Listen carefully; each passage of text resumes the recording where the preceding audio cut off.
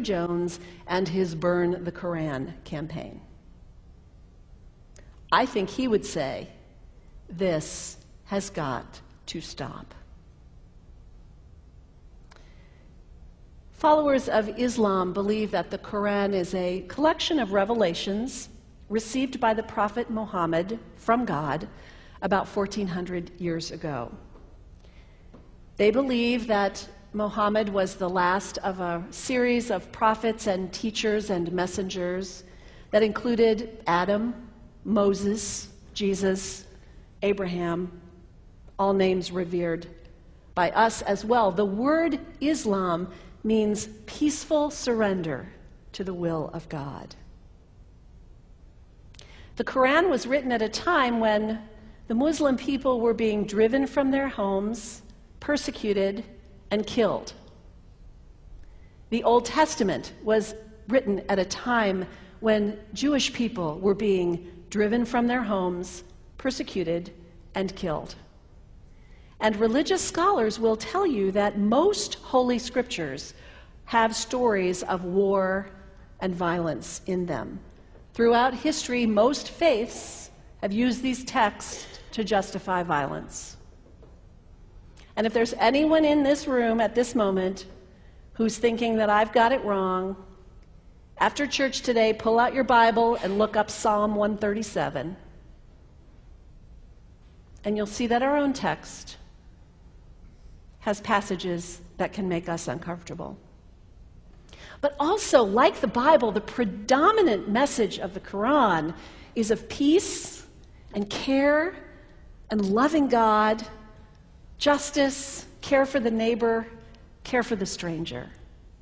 In the Bible, we have thou shalt not kill.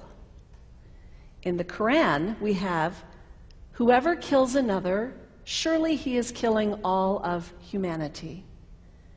And whoever saves the life of another, surely he saves the lives of all humanity. These are words of peace, words of faith, words that could save the world if we would take them to heart. The second thing you can do, the next time someone sends you one of those emails demonizing Islam, delete it. Don't forward it. Don't participate in the stereotyping. Don't give in to your fear. It's okay to be a little afraid. We all have those emotions. Just don't give in to it. Don't sign on for it.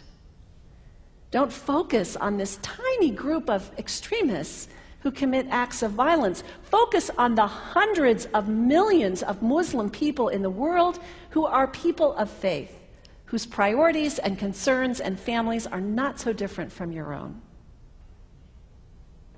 And third, when you think of Muslim people, think of individuals. Think of the professor at Ohio State. Think of the engineer at Honda. Think of the teacher at the elementary school down the street. When you think of Muslim people, remember those who died on 9/11, not the hijackers. There was only a handful of them. Remember Mohammed Sunhami Hamandi. He was born in Pakistan. He came to the United States as a small child with his parents. He played high school football. He went to college. He became a part-time ambulance driver. He died, this Muslim young man, on 9/11, trying to rescue people and save lives.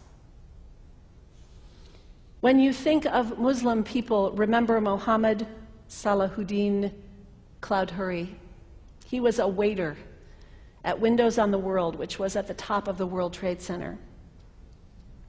He died that day. His wife had their baby 2 days later. When you think of Muslim people, remember Rama Salih. She was a woman, 28 years old. Her neighbors described her as fun and outgoing and generous. And she died on American Airlines Flight 11, 7 months pregnant with her first child.